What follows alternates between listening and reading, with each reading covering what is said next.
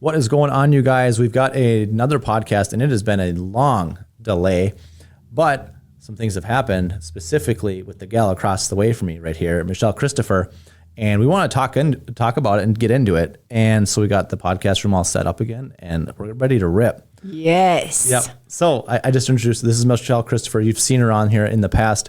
And what has happened recently? Well, I came to Minnesota to buy my lucky number seven rental properties. So, and this one's exciting. We were there this morning. yeah. But before we get to that, we'll talk about all the details with this, which is a lot of fun. We wanted to cover a couple of topics that have been on our mind lately. And so the main one is we keep getting back to this idea of like mindset when it comes to, I was going to say investing, but it's life. It is. I think it is. The way you do one thing, the way you do all things. And Correct. so, but I do think investing can really tell you if you are like, where are you at and what patterns do you follow in your life? Because if you are afraid, like if you are like more conservative, you probably have more conservative like lifestyle and you're like, I can't do much. I'm just going to stay status quo. Where Totally. if you are like, I want to be a little bit more adventurous and put some things out there, you might, I mean, the way you do one thing is the way you do all things. We are patterned beings. Totally. So the two extremes of these is that you would have, and I say this, the smartest people that I know are some of the worst investors. So both ends of the spectrum are brutal. So like you have the really smart, super buttoned up, anti-risk people, they're frozen. They can't help it. Right. They're frozen in place because they can't stop thinking about all the problems and this whatever. Right. Then you have the far end of it where there's the calamity, they're a mess. You ask them how much they have on their credit card, they don't even know how many credit cards they have. Right. And then That's the calamity. I feel like that's the average. I don't know. so most people live in that calamity. That's true. I think it is. So I if think you were it's to both. So you probably have like 1% over in like the too smart. Yeah. And then you have 95% in the credit card calamity. Yeah. Right. Yeah. So yeah, most people are there. They Exactly. might be. It could be average, but I don't, like just because you have credit card debt does not mean you shouldn't be investing. Like, Correct. I'm just going to say that from experience. Like, Right. the future starts now. Like Yes. your future self is like, please put money away now. I'm going to need it. So Yes, so I guess we're talking about a few percentages here. I'm like, what's the difference in investing? I know Yeah. I just framed it into that. I don't know why I did, but I think that makes sense. yeah. So Tell me how you think that makes sense. So I think that there's not much difference between a calamity and not having control of it and Right. having some control over that. And just like you said, put some money away because you're going to want it later. Right. You're going to need it. Yep. Yeah. And so that's pretty good. So where does the mindset start for this? Well, I can tell you for me, I can speak to my journey because I think that I was the calamity, fear-based, Yep. fear-based. I definitely started with like a very, I was very afraid. I think I had kind of that, like, I lived paycheck to paycheck and I, was like, how am I going to find the next dollar? And I was like a collector of things. I remember like, I need to have money in the bank and emergency funds, stuff like that. I think you need to follow whatever your financial advisor tells you to do for sure.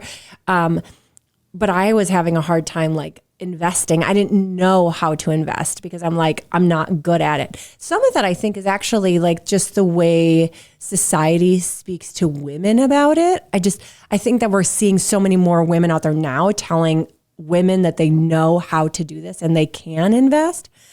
But we didn't have that. And so I think for me, I just hoarded. So I hoarded my money. I wanted to make sure all of my debt was paid.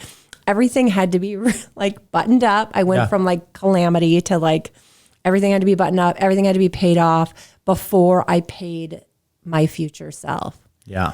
And I had changed that thinking in 2017. And that was scary as hell. Yes. Scary as hell. I love how you bring up future self. I tell this to people when they're nervous or they're confused, and this may or may not relate. I don't know. But you got to think about your future self, and you can even borrow, and this is a concept that I started doing for myself. I borrow the confidence from my future self. Yes. So I say, I don't know what to say right now. And I said, well, you will in the future. So just think 5-10 years and just go grab that confidence that they have and just just use it now. You can use it. And so just like looking at yourself in the future can be incredibly impactful as far as finances, but then even just saying and doing the things right now can also be really, really powerful. Yeah. And it can be like small things, you know, totally like, small things. Because all of the small stuff, you know, it adds up. And I think lucky number 7 and how I ended up getting that house is exactly like, this is the example of what is possible. Just small steps that grow over time. Yeah. And so investing is just that simple, by the way. It's very small steps that don't have much impact to your daily life today, but given broad span of time, they become massive. Compound interest, if you have a 401k and they have a 401k match, all of those things add up. We're surrounded by the get rich 1,000% returns, like whether it be crypto or whatever it is.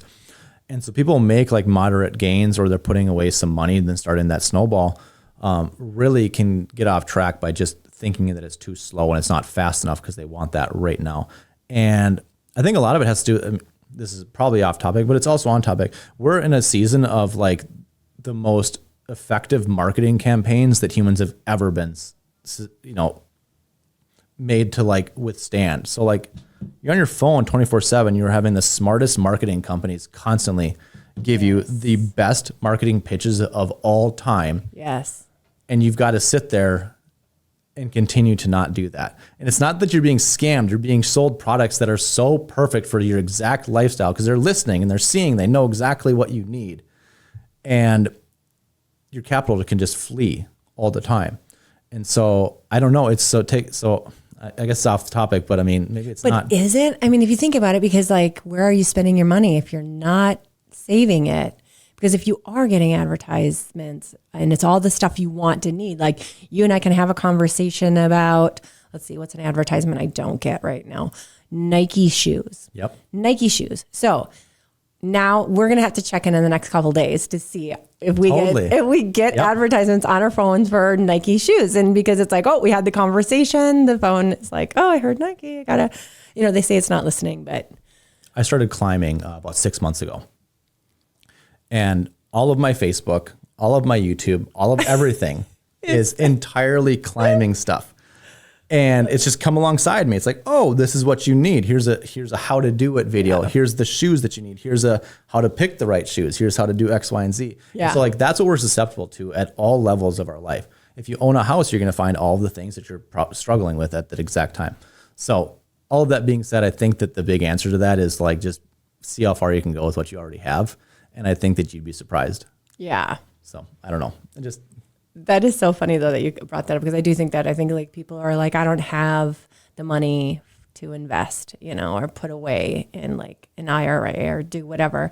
But I think they do. Yep. I think they do. Like even if they said $15, like I'm right now, I have a kid in college and I'm like, if you can save $50 a month, I will match your $50 a month. Awesome. And that's all like just start the account and put in $50 and I'll match your $50 because it's the discipline and you just need to take those small steps. And, you know, as we know, and at the time that we are recording this, because this will live on forever or whatever, at the time we are recording this, we are in a downturn in the stock market. Yep. You know, there's been losses and losses, you know. Sizable. So, yeah. Like haven't seen these levels of losses since COVID, since a pandemic had come through, like Correct. A natural human disaster. Right. Caused the last, you know,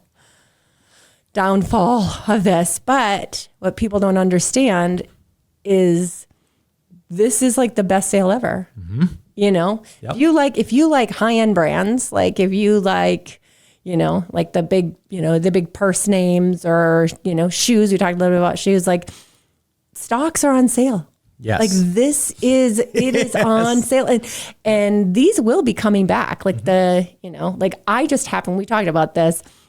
I just happened to get lucky and take my money out the week that this started to before. happen. And it's like, people are like, how did you know? And I was like, well, because I'm buying a house.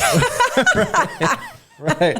Happen to be. Have some, You know, yeah, because I'm like some stock guru. No, I just, you know. And you just do things when you do. That's actually like really insightful. I bought my first investment property right as so between me getting it and like closing on it, we got the Waltz on the TV who said we're shutting the economy down.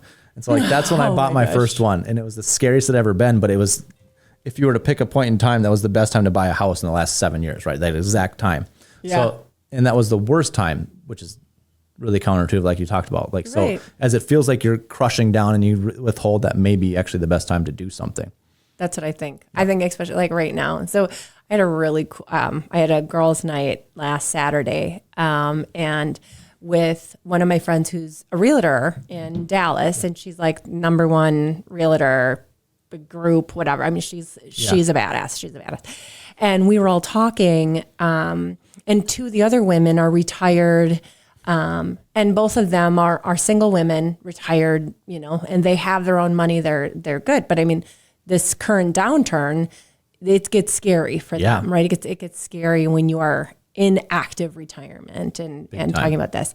And I told them, I was like, I pulled my money out, you know, 3 weeks ago, and they were like, what? How did you know? They were the ones. Right. And I was like, well, I mean, we talked a little bit about this just with like the way that the current like the political climate is. I'm like, this is a time for me. I want to invest in houses. Yeah. Like, yes. I want to invest in property values. And so or in property. And so I, you know, pulled the money out, and I'm like, now is the time to buy houses. Yes. Like, yes. buy houses. But It's totally true. And that's people. I don't think people understand that the actual like supply and demand issue that residential housing has right now. Like, what other world can you double the price of your monthly mortgage payment and still see appreciation? And people go, we don't know why. We don't know why. It's not complicated. We don't have enough houses to fill the demand, period. And there is no end in sight. We're still dealing with the lack of housing builds that happened during the housing recession. And it's just going to get worse because in the current climate, with all of these tariffs and stuff like that, at the time this is being recorded, right? We know that there's going to be tariffs on lumber, there's going to be tariffs on steel, like all of the materials that we would need to make houses. Yep. If people thought the interest rate was keeping them out of the market, materials for new builds are going to go up Correct. as well. And it's just going to exacerbate the lock-in effect, which is, by the way, it's the reason why people buy houses. You know, people who said waited for the market to settle down during the COVID when there were 3-4% interest rates. Well, guess what? Those people who bought are sitting in their houses with their tiny payments, and it's the lock-in. They're in interest rate jail, but it's still a safe place to be. And so those folks are just staying put. And so that's why a lot of the supply is not coming. It's interesting. They call it interest rate jail. That's what I call it. Oh, that's what you call it. Okay. So people who want to move, who can't move, Can't? they're stuck in a, yeah, believe me, I get it. But we're talking about most people. Yeah. Most people don't, But that goes back to, I think, that mindset that we were talking about, where like, you know, we talked about this right before we started, right? Where money, there's people who think of money as like rocks, and they're just collecting this rock and this rock and this rock, and they're just piling it, you know, in a back room, just rocks. Yes. Like, but it's not doing anything for them. Yep. And I think that once I had changed my mindset around, like, I want to put my money to work, you know, it's interesting. So today I met the neighbors of the, you know, of the house that I bought today, or I bought on Friday. And I told them I retired. I was like, I retired from my corporate job, and now I'm, you know, I started a business and I buy houses for fun.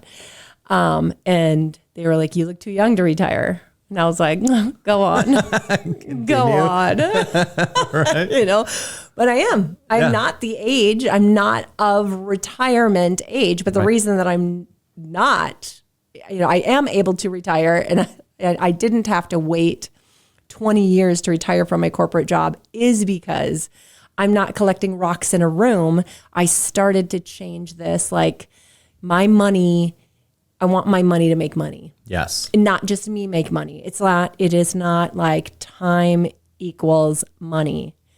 It's my money is now like Time equals money is impossible, right? Because you can do that. You can look at even like a decent hourly job. Let's say make 150K, add that up over 30 years and you're like, holy crap, like that doesn't work. I'll never have. No, like you can't wealthy people know you can't really accumulate wealth that way. Like people don't get rich Correct. in a W-2 unless you're like at a certain And being very, very, very, very careful about your investing. Yep. yeah.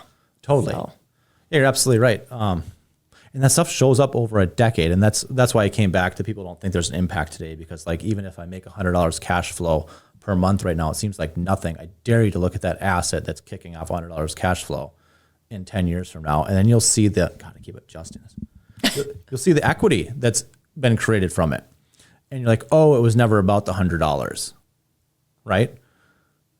really? Because I have 2 of those. You understand, right? But the equity build along them. It did. But the $1,200 a year isn't what moved the needle of your wealth. No. Right. No, it just paid for the day. Like Right. it just paid for like that property, and then I just put that money aside, and I didn't like rainy day, right? Like furnace goes out, or need a new roof or whatever. I did that for a while, but I didn't need the money. Like Correct. So if you just put that away for a couple of years and then it builds on its own, it becomes like, then you can make these investments into your property.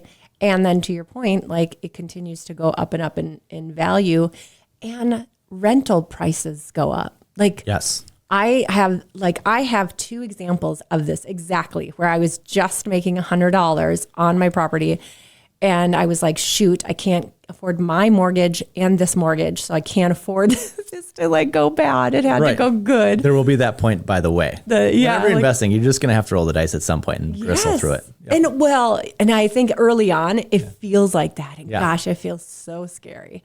And then you just do it scared because and then you survive, and you're like, oh. Yeah, you figure it always is like it's figure outable. Yep. It's so figure outable. But now it's like one of my cash cows, because so cool. I was able to refinance that. Time to pick up my kid. Had a ways to go. Yeah. But I know I was able to refinance that with the 3%. Like my investment properties, I hold debt on them. All of them, but now 2. That's right? 2, except for 2. A well-balanced portfolio. Yeah. And refinancing them. And I tell you, that was kind of fun too, because I didn't pay 1 mortgage payment. So I refinanced 3 of my properties. All of them have 3% interest or better, I guess. And I didn't make 1 of the mortgage payments out of my account. Personal. Isn't that amazing? Like my W-2 did not pay 1 mortgage payment. They just take care of themselves. Yeah. And speaking of refinances, when I refinanced my properties, so I had one that was paid for in cash and I had one that I just refinanced. And I did cash refinances on them and also converted them to 3%ers. Yeah. The cash one, I'm still, that property actually paid me $30,000 to have it, plus the cash flow. It's crazy. That is so lovely. So like I bought it for $100, ended up refinancing it with like $150K valuation. And so I got a check for $130. And it's still cash flows. So like, that's like how cool these things can be. It's like literally got all of my money back plus $30,000 and it's still cash flows. Yes. Like the coolest thing ever. People don't understand. Why isn't everybody doing this? Because it seems scary. And because the $100 cash flow doesn't matter. I know, but I love that. That's why. Because it's that mindset that allows people like me to come in and play the game, because this is a passive income. This is my passive income. Now it's like my full retirement. Yes. Like I literally took all of the money out of my 401k. By the way, over half of it was paid for by my company's match. So thank you for that. And Compound. Like it told me like how much I invested, and then I took out like 5.5 times that or something. It was like cool. Insane. That's the 20 years of investing. And then I wrote a check. I wrote a check for a house. I went and bought a $500,000 house, and I just wrote a check. How freaking cool is that? 27 years ago, I was on welfare. I lived in Section 8 housing. Right. And on Friday, I wrote a freaking check for a $500,000 home. Yep. And it was because of the money that I saved. I saved that money over time, like over a long period of time. And that's just what it is, over time. Yep. Those little steps. Yep. That's amazing. That's awesome. All right. Let's talk. We guess we did cover debt, didn't we? Yeah. Yeah, we did a little bit, and just like how it can be valuable, you know, like, but let's talk a little bit about let's talk about good debt. So I've been making a few reels about this, and people don't realize the power behind a 30-year fixed rate loan. Everybody thinks that you can get that loan everywhere across the entire world. You can go to Canada, you can get that, you can go to Mexico, you can go to Europe, whatever. Other countries don't have that. They don't? I know, it's even surprising to you. I didn't even know. Yeah. And you'll even Google it, and they'll be like, yeah, Canada has 25-year loans, but they renew their interest rate every 5 years. So that's scary. So the rest of the world interacts like commercial real estate, where you get these, 20 to 35-year amortized loans. Yes. But they expire every 5 years, where they balloon, and it's a balloon payment, and then you have to renew your debts. Yeah, you re-up, yeah. So in the United States, when you can take the same interest rate over 30 years, it's extremely powerful and very, very unique. And people don't realize that fixed rate debt is actually an asset that you will have. It is, because you know what you're getting yourself into. And if it drops, then you can always refinance to that lower. Yeah. Well, and we're in an inflationary economy. That's just the way the United States is designed, is that when the Fed says we want to stay around 2%, that means that your dollar gets devalued 2%, best case scenario, every single year. So as time passes, that low payment and low interest rate actually becomes more and more and more and more valuable into the future. For example, somebody who took out a loan 20 years ago, that payment is probably $500 for a $500,000 property, right? So you can see that payment actually becomes smaller over time. And so that mortgage on that property becomes worth more over time. Right.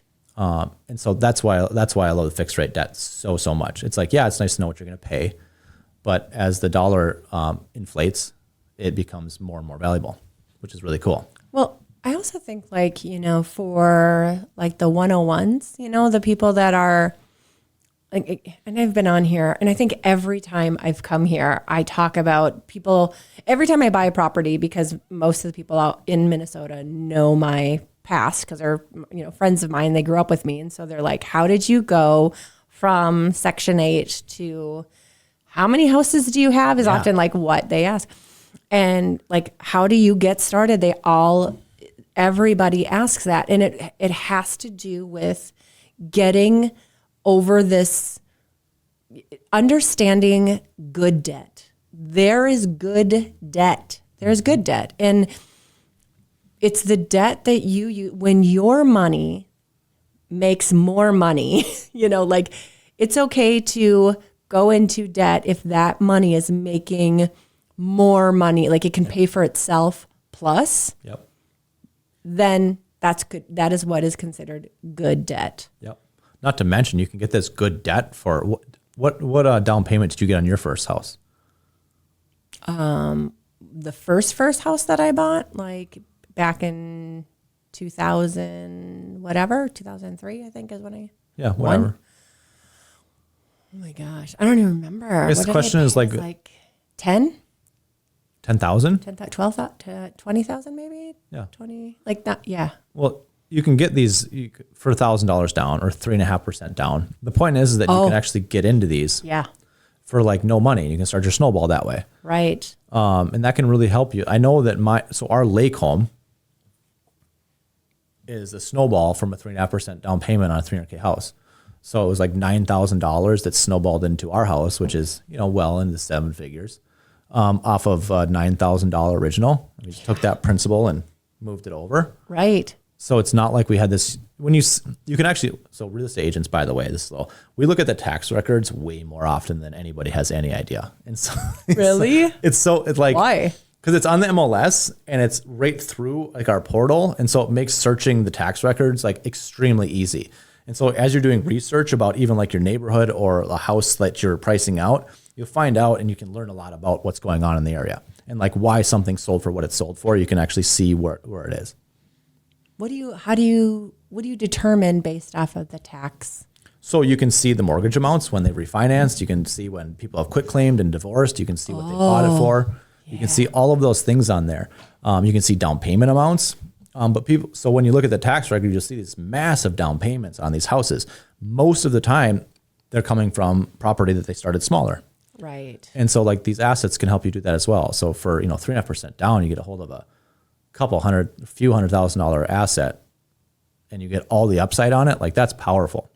Oh, it absolutely is. Yeah. But I think like for people who are investing, I don't know if they're, I guess it's all investing, right? Whether you're investing in your primary home and you just, continue to increase, like get a bigger and bigger home, or even like I think the solve the interest rate, Jill, and I've done this a few times last couple of years if you love your interest rate so much, keep it and put a renter in there, right? So that's a great way to start your investing journey. Right. Yeah, and you can even so let's say that you bought a house for $300K and it costs you 5% down and now it's appreciated, but you want to hang on to it and you want to move. You can actually buy your next house with low down payment as well. So you don't have to access that 20% down. So you can sell your house over here and bring 5% or whatever for your next house. And you can actually get your portfolio started that way with entry level down payment, which is really cool. So you're saying take money out of your primary? No, I'm saying you don't have to. Oh, you're just saying come over here to the side and buy. You can buy a new house. And live in it? And use down payment, low down payment. Like an FHA? Yep. And then you have to live in the house. Right. For a year. Yeah. Year, 2 years, whatever. Yeah, I thought it was a year. Well, the whole point, and you can move out right away. So the whole point is that you're talking about mortgage fraud where you use an owner occupied. You just don't want the point of it to be an investment. Yeah. Right. So if you buy a house with FHA loan and your life changes over a couple of years and you say, hey, we want to move, but we don't want to get rid of this house, you obviously intended on occupying that as your primary residence. Right. So you're not committing fraud. So the next one that you use down payment, you better not just put a renter in that. You better actually intend on living in it. So in case you have two FHA, like that's interesting. I guess I never even thought about that because I haven't. Well, I don't think you can get, maybe you can get to, I don't know. I should have Ken on here. I know. Well, and I saw he called, so maybe you should be like, hey, we're just going to put you on speaker. We have a question. I'm basically Ken and I are basically on eternal phone tag. At this point, yeah. It never ends. Yep. No. So funny. Yep. So, but the point of that was that you can buy a house for basically no money down, keep that as an investment, and move on to the next one with low down payment again. And so that's another way to get into these. Yeah. Without saving money. Well, what do you think people are going to do now? Like right now. So with the stock market being as volatile as it's been over the last few weeks, the time is now.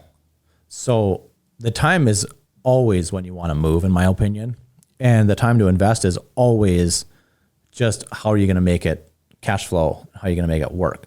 So I've always hated timing markets, except for the only time I suggest somebody time a market is a home seller who says, hey, we're going to relocate. We've already bought a house. When should we put our house in the market? And so if I talk to them in the middle of winter, I say, let's hold off for 3 months and put it on in the spring. Yeah. That's the only, because that's just wise. Otherwise, when somebody says, when should I move my life? You didn't say that to me. We sold in January. Where were you going? Dallas. So there are caveats. Mine was totally a caveat though. So, but think about it, because I was during COVID. We had a lake property. Yep.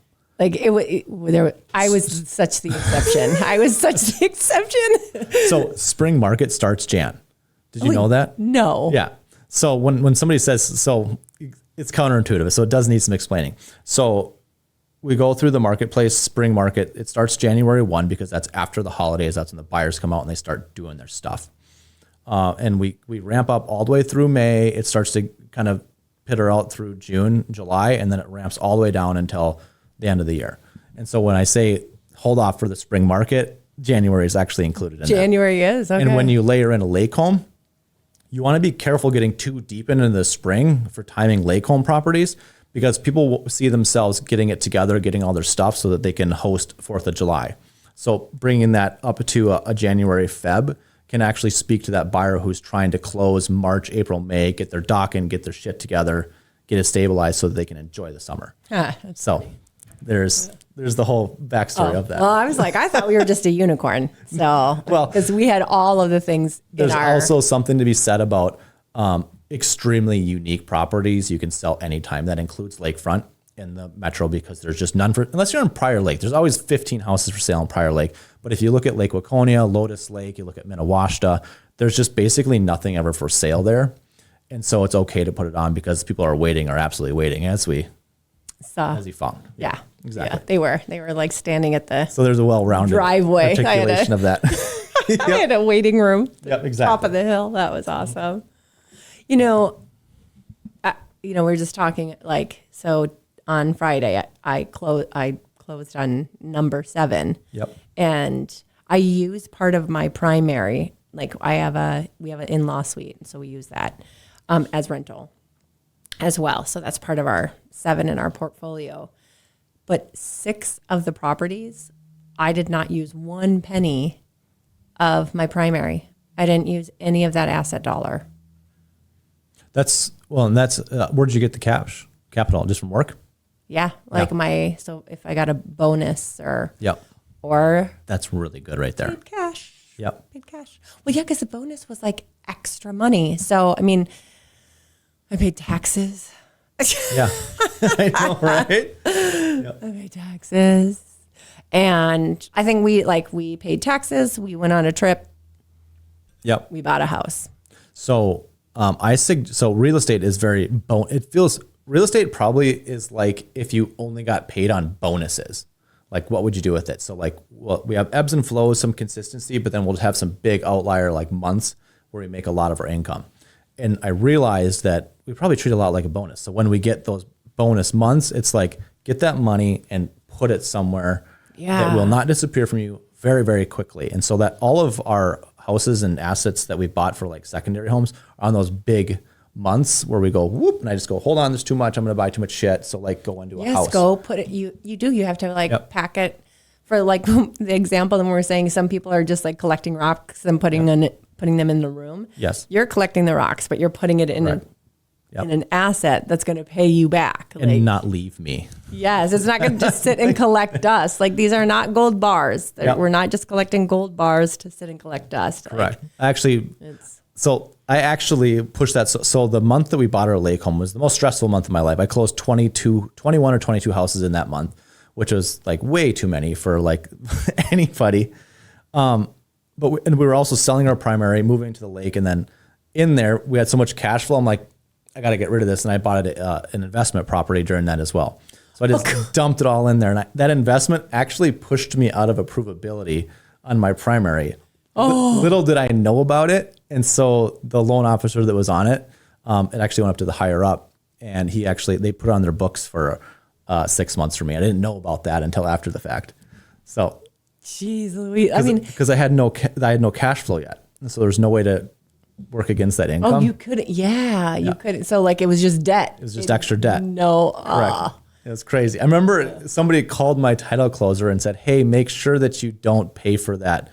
I'd replace a furnace. He said, hey, don't pay for that furnace out of closing. Just cut a check over there so we don't see it. So it was within $3,000 tight. Oh my gosh. So anyways, but yeah, that's how we got our second investment. I feel like that some of that stuff happens though. You know what I mean? Yeah. Like I also feel like some of these paths that we're on, like these were the paths that we were supposed to be on. Correct. It goes back to like that future self, like everything. I just continue to say, everything happens for me. Like I am the luckiest person. I am highly favored. Yes. I am totally blessed. Like I say that all the time, and I look for all of the ways for that to be true. Yes. And so like this house, I mean, when I went and looked at it, it was like, we should talk about that, by the way. No. Let's start from the beginning here. Okay. So yeah, Michelle's, ever since I've known you, you're basically always looking at real estate. Yes. That doesn't mean that you're always ready to buy real estate, but Correct. You're acting the same as if you aren't. So a year ago, I know that you weren't ready to buy one because we had just bought the other one. Yeah. But probably 3 weeks after that, I'm out there going to shoot a YouTube video, showing her about it, and I'm running the spreadsheets of like cash flow and all these things. Yeah. Acting as though we're absolutely ready to buy. And this is one of the coolest things ever, is because that is an amazing way to interact with anything that you are planning on engaging with into the future, is acting as though and running and underwriting the deal just as if you're not. Do you know why? There's science behind that. Do you know why? I'd love to know why. Because if you do that, like in your head, it's already happened. Yeah. So we have this, like, our brain needs to have certainty. And so the science says, because this is my other job, right? Where I study neuroscience and help people fix their brains. But the science says that, like, when we do visualization or we act out these types of things, like, so you going and doing that, me looking at these numbers, I'm priming my brain for the next purchase so that I don't have all of this, like, my brain wants to catastrophize because it doesn't understand, because it's so afraid and it's so uncertain. So there's science behind doing that. Great. So awesome that and oh, by the way, thanks for being willing to do it. Cause like some people are busy, can't be bothered, you know? So I'll explain. So I've designed our real estate team so I can do that stuff, by the way. So I'm never doing the paperwork. When your listing goes up with all the wonderful pictures and all the write-ups and all of the details, Ryan is amazing. Who sits at a computer and does all of that stuff. She is amazing. Yes. So that I can go and do these things. Yes. Second of all, thank you for taking me up on it, because I tell everybody, like, I don't care if you don't want to buy a house right now. If you guys want to go look at real estate, I'm in. Let's go. I get a lot from it, from understanding markets and understanding like what I'm doing. I mean, I'm doing exactly what you're doing, because you'd be surprised at how often when I go look at a house and I underwrite it, that it becomes relevant to my life somewhere else all the time. So like, it's flat out so good. It's flat out just. Hey, you guys, call Mike. All right. He wants to go. Okay. He wants to hang out with you. Correct. Call him. He wants to go look at houses. You don't have to buy. Just call. You just got to do that. Lake home buyers, I tell them that every time. Like, oh, Mike, we're waiting for our investments for 2 years. I'm like, dudes, I'm going and looking at this lake home anyways, because I need to educate myself. Come join me. I don't care. Right. I'm going anyways. So that's a cool thing that you take me up on it, and it's no burden. I enjoy doing these things. But the second piece is you never know when all of a sudden I send you a video and she goes, well, let's write an offer. Like, I had no idea where you are on the thing. You say, I think my money's going to be ready by then. So like, let's go for it. Yeah. And it's a bam. And you probably had no idea that you were ready for that idea. But something about that video obviously spoke to you. And you're like, okay, let's go. Oh, it did. Because remember, you sent me two. Yep. One was a multifamily, and then one was just a single family. And it was the single family that was like, oh. And I spoke poorly of this place on the video. You did. Like, poorly. You were like, she's a no. So I literally walked in the door and I went, fuck it. I'm just going to leave. And I'm like, no, do the thing. And I went and shot the whole thing. I'm not kidding you. I almost didn't even like do it. You almost tanked the deal. Oh my God. I didn't. But that's our minds. Yes. Our minds always do that to us. They totally do. They totally do. Yeah, because I was like, that threeplex is so nice. Like, obviously she'll want that if she's buying. I'm like, no. Yes. Like, hold on. Let's just do the thing. You're here. Go. Yeah. And so we did, and she liked it. And I get a hold of the agent, and it had just fallen apart because of financing went bad. And I'd known this agent for years. He actually used to office right downstairs. Like where we have the whole lower level here, he actually used to have an office down there. Which is wild. And he goes, how close? Yep. Like that, by the 6 way, degrees of separation. Like, always be kind to the people, no matter how shitty of a deal you have with an agent.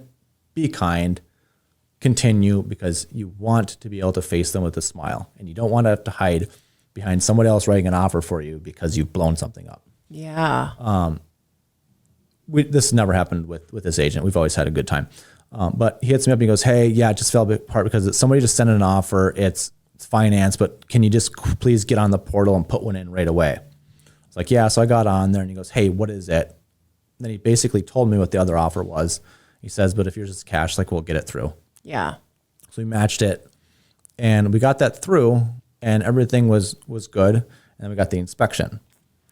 Okay. Yes. So Michelle flies in from Texas, yeah. Just like flew in the morning and flew home that afternoon. Like I don't even think I was here. Like maybe 4 hours.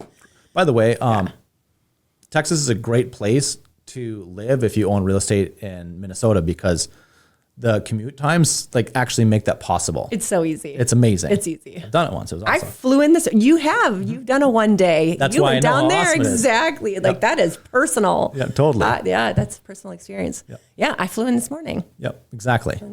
But yeah, so yeah, talk about that inspection because So she flies in for the inspection, and that then was awesome. I kind of let things happen in the background. I see them on my calendar, so I know what's going on. And I get a phone call. I'm like, oh, I bet Michelle's done with it. And I answer and I think I said something along the lines of like, do you love it? Yeah, And she but you were kind of like, it was kind of sarcastic. Like, Yep. like, do you love it? Like, Exactly. And she goes, yes, but I can't afford it. Yeah. Because it just seemed like way too big of a mountain, way too expensive. And I was like, all right. And we didn't talk for very long. You explained why. And I was like, yeah, like totally get it. Well, and you kind of get like, that's one thing I really appreciate about you too, though, is because I was like, I'm like, I can't afford it. And you're like, oh, okay, then I'll just like cancel it. And I'm like, well, let me tell you why. Like, I feel like I have to explain. I feel like I have to explain. And you're like, I mean, if you want me to hear it, I will, but you don't have to explain it. So, and I think I'm also like processing it in my own head too, Totally. because like real estate is such an instinctual thing. I mean, it's in your gut. Like you got to feel it. Like I love the saying, buyers are liars. Like people never buy what they say they want. They put their list together and like perfect house. And then they just buy something else because there is something, there is an intuitive part of buying real estate. And that's where I was like, I needed to process because like I knew that I wanted this. Like I can see what that house is. I know what she's going to be. Yep. I know what she's going to be. And I'm like, I wanted to be the one to do that. I wanted to be the one to put her back together the way that she should be and shine like that diamond that she is. You can feel it. I tell buyers, I said there's two buckets. There's criteria, bedrooms, bathrooms, location. Everything you look at is going to match that criteria. It's the other one that I can't tell for you. It hits you in the gut. It feels like this is where I want to be. I can just like, there's this weird feeling that you just get. And so when those two happen, you have to tell me about the second because I can't feel that for you. Right. When those collide, that's when you got to go. And by the way, it's very, very, very rarely what you think that your house is going to be. It's and it can be really frustrating for new agents as you realize this because you bring somebody the perfect house, the exact same thing that they've even sent you pictures of a house. It's the same thing. You're like, here it is. And they're dead. They're flat about it. You're like, what the fuck? Exactly. And then they go and buy something that is totally different. It's because the vibe just hit them. Yeah. And it really is so true. And I think that in being a buyer, being somebody in trusting yourself and trusting that feeling, because I think sometimes people talk themselves out of like, if you let yourself, you will like your intuition is such a beautiful combination of head and heart. Yes. Right. Like it's head and heart and it's like that beautiful, braid. It's that beautiful combination. But if you just get into your head, you're going to move into a house that you're not going to be happy with. Yes. If you just go with like, oh, I love it. But you don't have that instant, like it's in your gut. If you don't have that, like that house, like it's perfect. It's everything. Like you're not going to be happy. It just doesn't work. You got to trust that. So when you have that feeling, I hope people trust that because that's when I have had buyer's remorse is when I didn't buy something my gut said I should. Yeah. Something I learned a long time ago was, and this is going to feel off topic now, Bram. It was in a men's study I was in. It was basically like study your wife. Like, don't just like sit here oblivious to it. Like study her and understand like what actually makes her tick at like a deep foundational level. Otherwise you're going to become victim of all the things that you think are just happening when you can actually just study your wife and understand. Yeah. But you can take that another step further and you can study yourself like at a deep level. And so as you're relying on this second bucket, which is very emotional, it's very internal driven. Yeah. You also want to know about the times when like, where does the weird cold feet happen? Or when do I process? So I love something, it hits me. Like, does it actually kick me back to not want it? And like, do I need time here? Or what can I pay attention to? So study yourself and how you like process these emotions of buying something like this. And you can actually find the truth and the vision in that, if that makes sense. It does. It's interesting because like, I think it's fear. It all would go back to Totally. fear. Like Sometimes when fear you get, comes in. yes, when you get that cold feet. But I think that, and that's what I'm saying is like, trust yourself that you know. Like we talked about your future self, like your future self. So when you make that decision today, your future self is going to thank you. Like you're doing it for your future self, even if it's like something that doesn't work out the way you intend for it to work out. Yeah. You know, and maybe you deal with adversity because of it, but that adversity builds resiliency that your future self is going to need for some point in your life. Like you need that. So I just think like when fear comes up, trust that the reason that your intuition, part of that intuition is your future self pulling you towards something. And I think because I now know myself enough, I mean, every time I get that feeling, like I'm going to buy a house, I'm buying a fucking house, like it never gets lost on me. Yeah. It never gets lost on me, especially with my past and how I grew up. And so every time I'm like, yep, I'm going to do it. Like right now it just created the emotion in me. It's fear. Like really? It catches my breath. I'm kind of sweating. I might have, if I start to stink, I'm sorry. Like it makes me sweat. You know what I mean? It like the fear sets in. Like my brain wants to protect me. And it's like, we haven't bought this one house before. I mean, I'm on 7. And I've bought, I think we talked about this. I'm maybe at like 12 now. How many houses have I purchased in my life? A crazy number, right? A crazy number. And I started 27 years ago. So in 27 years, I've purchased and sold some too, right? But I think it's like 12 houses or something. I still get Really scared. Yeah. Like I'm going to throw a little fork in that. Yeah. So when I talk about study yourself, I've never experienced cold feet. I actually don't know what it's like with a house. And so I actually have to go the other way, and I cause space and time for me to actually think about it. Really? Because I can't rely on that to occur. You don't have that, huh? That never happened. Lucky. No. You got to be careful. You do. You have to be Because all of a sudden you're trying to move into a lake home and you just went and piled all of your shit into something, right? Something else. Oh, it's so true. Yeah. That's awesome. And so my cold feet happens before, and once the contract gets sent and the money's already been allocated, my budget's already been taken care of, and it's already been, so I don't have that. So I have to be very careful.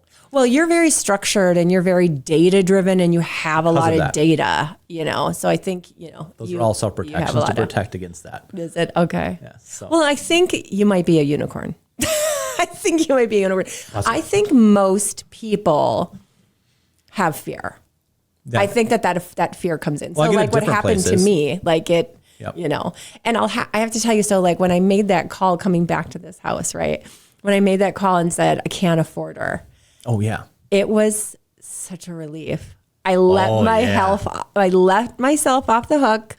I was like, oh, my brain was so happy because it was certain. It had certainty. We're not going to buy this house that we have not bought. We don't know what the outcome is going to be. Walking through that house with the inspector. Yeah. And he was even like, okay. Yeah. He's pretty good too, by the way. Yes. So he'll make you feel cool. So if you're getting that vibe from him, he's being serious with you. He was, yeah. And we talked about that too. Like he started off like, hi, female who's buying a house. And I'm like, well, this and that and this, and we got to look at that. And he was like, oh, you're different. Yeah. Okay. I'm going to speak a little bit. I'm going to get more technical, like he didn't speak to me like I'm a woman. I didn't mean it that way as much as like, he spoke to me like you are buying a house. And then he's like, oh, you are an investor and you have been through some shit. That's what he did. He changed it from like person buying a house to investor been through some shit. And that was awesome. But yeah, I mean, he was like, I'm pointing out things to him. He's pointing out things to me. And I'm running numbers in my head and I'm like this and that, and I finally kind of like my brain's like screaming, uncertainty, uncertainty, like, run away, you know? But I'm like, well, hold on. Just, you know, I'm going to hear it all the way through. And then I get in the car and then I call you. Yep. And then I say, I do love her. Cause I still had, I'm like, gosh, I can see it. I can see the opportunity here, you know? And because I know, and it's funny, like it's a house. It's not like it's a puppy, you know what I mean? Like, but it feels like that to me. Like houses feel like that to me, I think. Like she was so mistreated, and I call it a she, right? Because that's she was to me. I name all my houses. Do you remember I told you about in Dallas? I named all the houses. Like one of them I called Rico Suave, and I'm like, he's somebody that you'd have fun with on spring break, but you wouldn't take him home to meet the family. Like, you know, it was really pretty, but it was kind of lipstick on a pig, you know. And I was like, who knows what the internals look like, you know? But yeah, so I name all my houses have. Maybe you can tell me. So this one, do you remember the movie Titanic? Yes. Okay. Do you remember when Leonardo DiCaprio is talking about the woman? They're looking through his artwork, and the woman who's sitting at the end of the bar, the old French woman, and she comes into the bar in all of her jewelry and her furs, and he was talking about like, at her prime. You know, she was probably very elite, very beautiful. I don't remember this. Okay. We have to look up the name, but because he mentioned her name, and that's what I'm going to name this house. Oh, love it. We got it. We got to Google that and figure that out. But anyway, so then I call you and I'm like, I can't afford, like I can see her. I can see. We'd run these numbers, by the way, before this time, and it seemed like they were going to be like the worst case scenario, and it's just like blah, blah. Yes. Yeah. And so we spoke for, I don't know, a few minutes. Yep. Hung up. I was like, okay. And me, I'll pick this up tomorrow, set a reminder. Oh, did do you? this tomorrow morning. You just like let it? Because that's the time, right? That's the time that I allow myself. Oh, good. Anytime something's going to break, I give myself time. And I'm on my way to the airport. Yep. I'm about Correct. to. And I know that we still had tons of time in our inspection. Yeah. We just gotten by the way, you buy a bank-owned house, and the amount of paperwork from the agent side perspective and the things you have to fix. And I think we resent the contract back to the bank 7 times. Yeah. Because we'd finally get it right. And then Something your happened. name, that's another one. Yes. Right. 1 L, 2 L's. Yep. And then the business and all that. So the benefit of this is it took us a few days for you to get here for the inspection, but we had just executed it. So we had plenty of time in our inspection. Yeah. So there's no reason to be. But this is one of those things where everything happens for me. Like all of those rewrites of the contract. We needed them all. We needed those extra days so that I could get in here, so we could have the inspection, so that we could then. So Correct. I get home, Yep. and then I call you and I say, And it was something, she goes, what if we just got some quotes? what if you and I just got quotes just to take our time on it? Yeah. And I'm like, it actually hadn't occurred to me. I'm like, why the hell wouldn't we? This is all free. These are all people that we know collectively. Like you had this, I had this. And they're reliable partners that we give work anyways. So I don't mind sending somebody to send for a quote that they may or may not get. Right. Mutual respect. And so we did it. And we got these quotes, and I had missed the landscaping by tons. What did I miss it by? 30,000? No, I thought you got it spot on. So my number was right. Yes. But like the nuts and bolts in it were wrong. Well, I mean, at the end of the day, it was the number that I was making my decisions on. But it was the basement. That was the main thing. It was the basement because this house had the biggest willow tree, which is my favorite. It's bigger than this table. I didn't know the willow trees could get that big.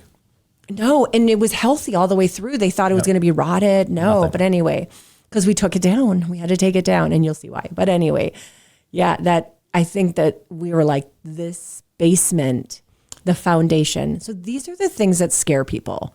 Foundations, huge one, especially in Minnesota. When I even find it in Texas, and they're on slabs. You can get heaving and stuff like that. Right. And screw up the whole, anyways. Like it's a thing, but foundations, furnaces, roofs, water heaters, but they're not like as It's almost always big. foundation that people say, but what about the foundation? And by the way, oh my God, it is. But people don't know Mm-hmm. it's not as I'm trying to say expensive. It is not as expensive as you think Correct. it is. Yep. And if you determine that there is some foundational issue, everything is fixable. Yep. You can solve for that problem and you can take it off of the price of the house. Yep. So like if you know that there's a foundation problem, like if you think that there's a foundation problem, you have it tested, it comes back, yes. We had it tested, right? Yep. We were like, with this big tree next to house equals foundation problem, Yes. right? Yep. We got 3 opinions on it, by the way. Yes, is yes, cool. to make sure, because we were like, we needed to know. We wanted a lot of prices on that because we thought that was going to be our big ticket item. When you want to, so like real quick on foundation work. So everybody who inspects foundations, not everybody, most who are selling you that repair. So when this is where a lot of like house sales fall off the rails with foundation is because you hire one of these companies whose job is to install drain tiling or pillars or all these pins or whatever. And so they show up to a sales pitch. And so they tell you what they could do. Yeah. And not what's wrong with it. And this one got anchored in. So we did 2 of those, knowing that those are, and we let them both know that they're being shopped. And then you had your contractor buddy look at it too. Yes. So we Yep. got 3 opinions on the foundation. Yeah. And everybody was like, the foundation looks fine. Here's some things you can do. Here's some things I can sell you. Yep. Like, I correct. can still sell you That's something. exactly what they were. Hey, I can install 40 pins here, even though there's no reason to. There's not. I couldn't believe the one. It was $50,000 and you had like pins all the way around. I'm like, geez, you could build a skyscraper on top of this by the time you're done. Well, and it didn't need it. Like he just, And this is the beauty of it, is that it doesn't need it, and it's all unfinished, and you still have all the square footage. And so Michelle's like, let's just watch this, yeah, why not? because we've got nothing to big deal. If water comes in here, it's an unfinished basement. Yeah. And we'll correct it from there. And then being unfinished, you can actually see where it's coming from. Right. And most foundation issues, if we're talking about water, can be solved by rededucting gutters or landscaping. I don't think people understand. They don't know that. Yeah. Because they call these companies who sell you. These big ticket items. Yeah. These big ticket items. So once that came off that number, then Clarity came. then I could afford it. Yeah. I was like, shit. Okay. Well, we still went back to the table. We got some money back from the bank. Yes, because there was enough. Yep. There was enough stuff that we hadn't. Yep. And I'll tell you, the Played agent was in. just sick of this. He was just like, oh my God, I need to get this through. Like, send it. Done. He goes, Done with fine. it. I'll get them to do it. Yep. Yeah. And so but that's how it worked. It went from being engaging in a market that you're not sure if you're going to be ready to buy, Right. pouncing quickly, because we had an afternoon, by the way. By the time I called him, he's like, there's an offer, like, please do it now. And so I called him and Right. said, hey, I'm sending this, like, you got to get it over now. So being speed, and then once you get it, being able to deal with like the emotion that hits you with it. It is the emotion. You have to be able to process those emotions and understand like your emotions are lying to you. Like they're lying. Your emotions are trying to protect you from a false fear, like it's trying to protect you from being consumed by the lion. Yep. There's no lion. I tell No lion. so something I've been telling myself. I say emotions are made up of thinking, and thinking is made of the same things that dreams are made of. It's Yes, fairy dust. it is. Doesn't actually exist here. Yes. And so you gotta be careful of that. Anytime your thinking is causing distress, it's just thinking. Yes. It's just thoughts. Yep. Nothing's actually happening to you. And you can have an emotion. Like you can have an emotion and let it process the pass. emotion and then just like let it go. Like nobody died from processing an emotion. And Yep. so like, this is why I do things scared so much, because I'm like, if I am scared, that means that my brain hasn't done it yet. And I now know that. So then I get kind of excited about it. Like start playing with it. ooh, yeah, exactly. You know how I overcame the thing where you're running up the stairs and it's scary? You're Oh, you feel like, yes. You know Is what it- I do? What? It doesn't happen anymore. I started stopping and then backing up without looking. and just waiting and just like, feeling it. Like, yeah. okay, worst case scenario is there's something behind me Yeah. and I can't see it and I can't defend myself. I'm like, okay, put yourself in that shot and just There we start go. just backwards into the abyss. Yeah. And just like do the worst case scenario right now instead of running. And so I stopped and went backwards. And it's worked. So anyways, you can play with your thoughts that way because it's all just I thinking. think I'm gonna have to use that with my 9-year-old because she is afraid. Yeah. So I'm gonna have her Or it's like try at to do night that. or something, I just stop and I go, hold on. What if you didn't just stop? What if you went back into the dark? Yeah. It's fun. But then I love that you played with continuing from that, so like, okay, my emotions are here, and then giving yourself time. I always real estate specifically is slower than everybody thinks it is. So take your time, get the information, and if somebody ever makes you feel rushed, slow down, and so you can take the time, dissect it, good feedback, look I at think. all of it, Yeah. and then make a step forward. And during this time, canceling and exiting is still all on the table. It's always still on the table. Yeah. Right. So taking your time to get these quotes, we're like, well, why don't we just have our cake and eat it too here? What if we can get the numbers to work? And if we can't, we cancel anyways.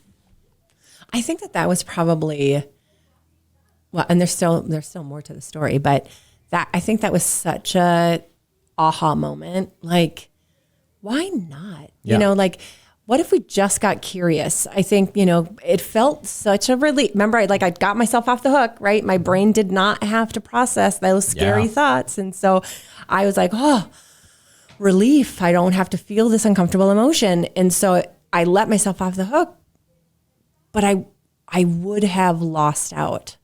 I would have lost out if I just had needed to get curious. I didn't have to necessarily stay in that fear, right? But I just like, what if? Yeah. If I'm going to spend time over here going, you know, what if doom and gloom, like why not give the same amount of time to what if amazing? Yep. What if awesome? What if it's meant to be? Like Yep.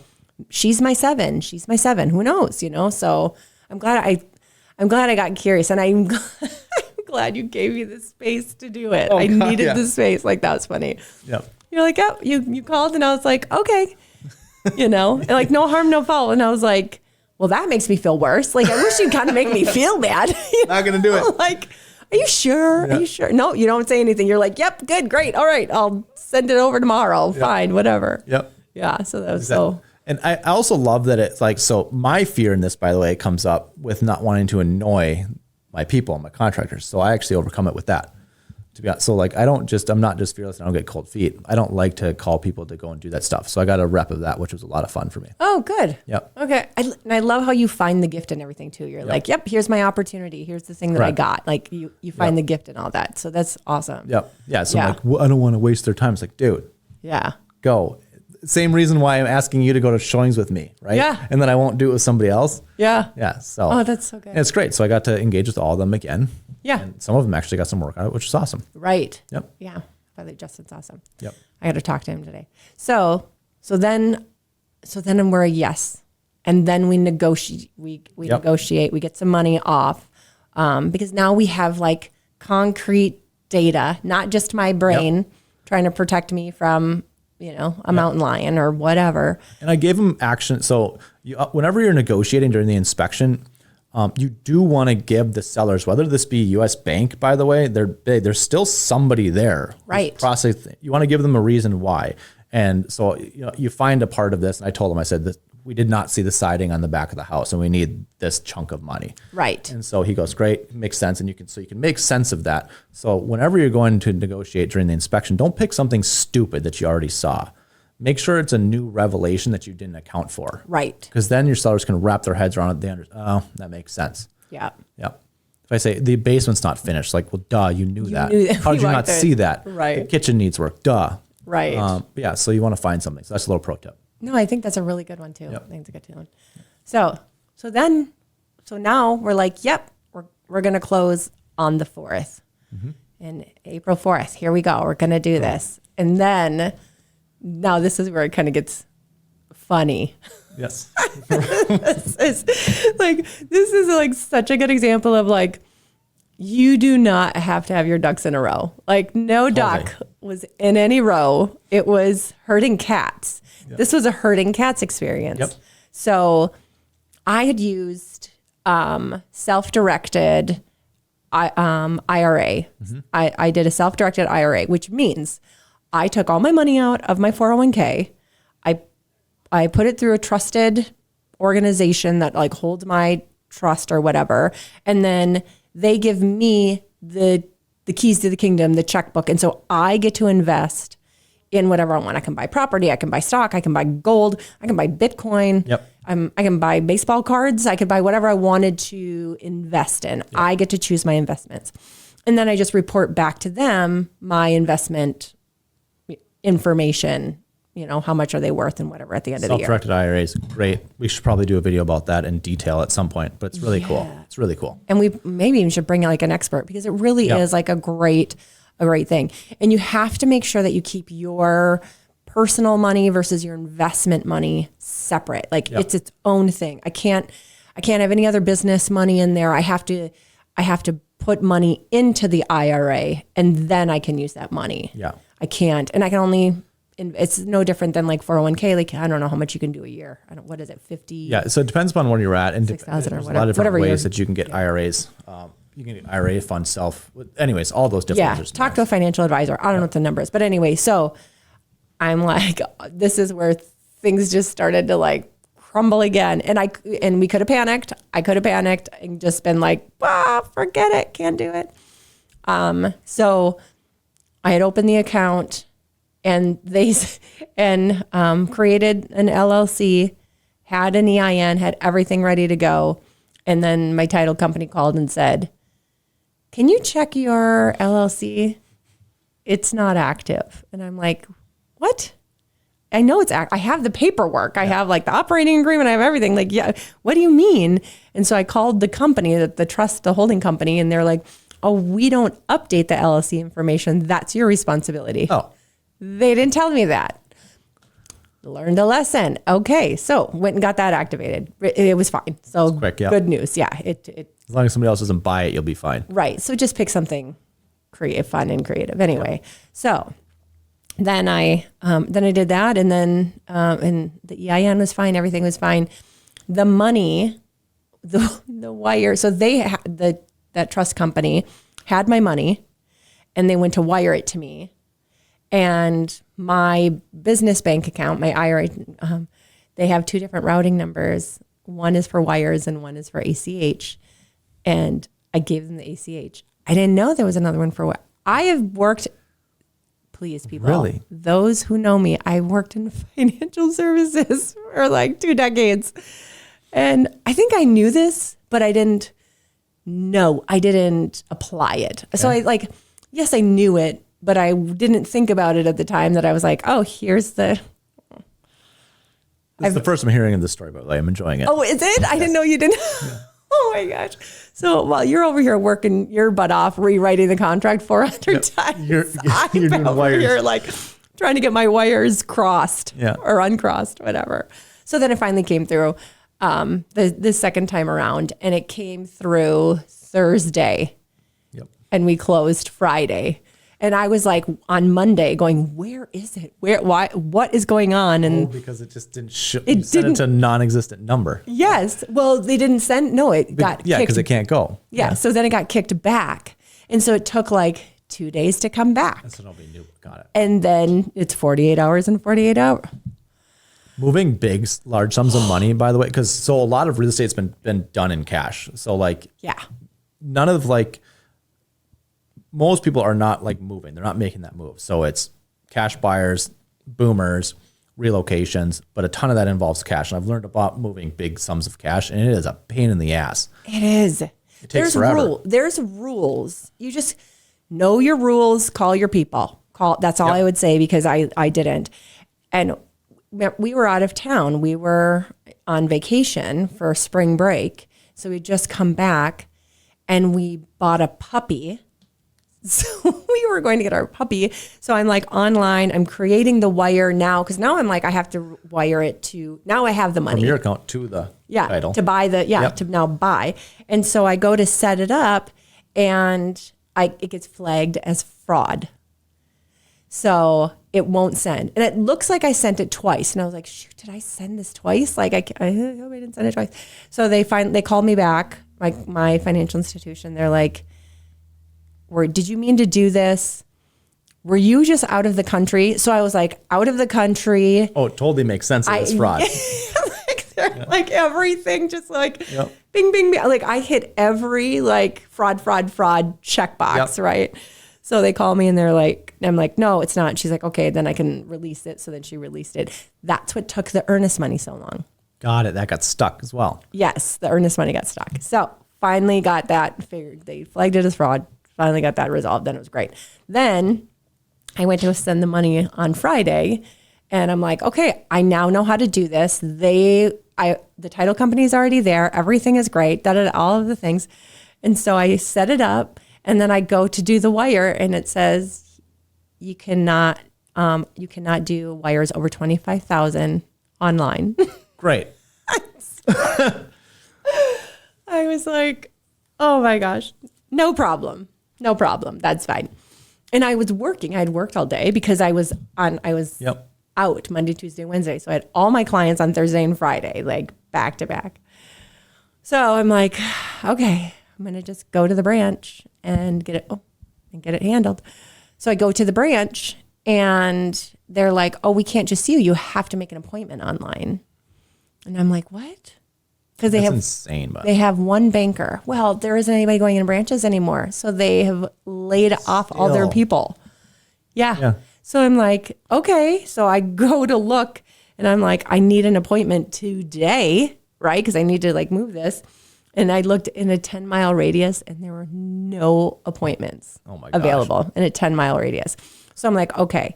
There was one 15 miles away. So I'm like, it'll take me, it's Dallas, people. It's 45 minutes to go 15 miles. It's insane.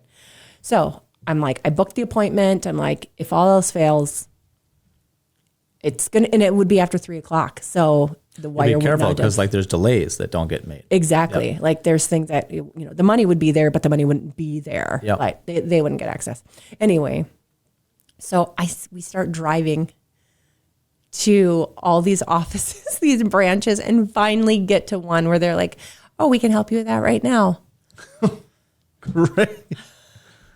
Now, I could look at that situation as like, that was a negative or that was a bummer, that whatever. But I'm like, you know what? It happened for me. This woman, like there was no appointments available, but I found one where Sure. I just, like I think it's you. I called you and I said, I just continued to drive around until I got the answer I wanted. Yes. Which is an insane skill, by the way. It's a skill. It is. Yep. Oh, it is. And I'm not mad. I wasn't mad about the no. I'm just like, wrong answer. I got to go find the Gotta go. I got to go find the right answer. Yep. So, That's so cool. yeah. And guess what? We bought a house. Yep.